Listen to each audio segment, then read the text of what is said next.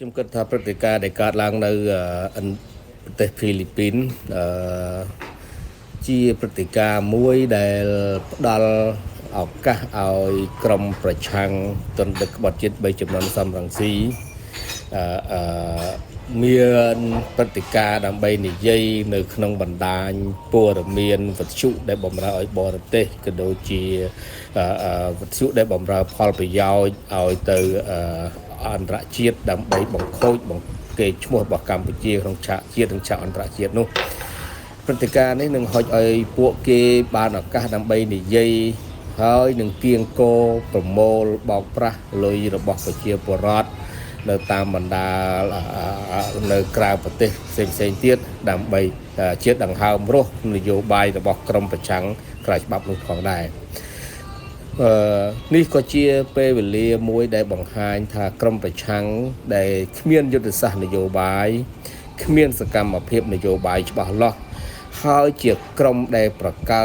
បង្កើតឡើងដើរតាមព្រឹត្តិការណ៍ជាតិនិងព្រឹត្តិការណ៍អន្តរជាតិដើម្បីបំផុសបំផុលឲ្យប្រជាជនកម្ពុជាជាពិសេសក្រុមដែលដើរតាមទទួលទោសជំនួសខ្លួនតែប៉ុណ្ណោះដូច្នេះយើងមិនចាក់អារម្មណ៍ទៅនឹងអ្វីដែលពួកគេបាននឹងកំពុងតែធ្វើបាននឹងផ្ដល់បទសម្ភាសជាមួយនឹងវិទ្យុដែលបំរើឲ្យបរទេសដើម្បីបំផ្លាញខ្មែរអំពី ICC អីនឹងជាដើមនោះទេនេះគ្រាន់តែជាដង្ហើមខ្យល់នយោបាយដែលឲ្យពួកគេរស់រានមានដង្ហើមដកតែប៉ុណ្ណោះក្រៅពីមានគំនិតចង់ផ្ដួលរំលំរាជរដ្ឋាភិបាលស្របច្បាប់ថាតើទន្ទឹកក្បត់ជាតិ3ចំនួនសំរងស៊ីមានដែលគិតចង់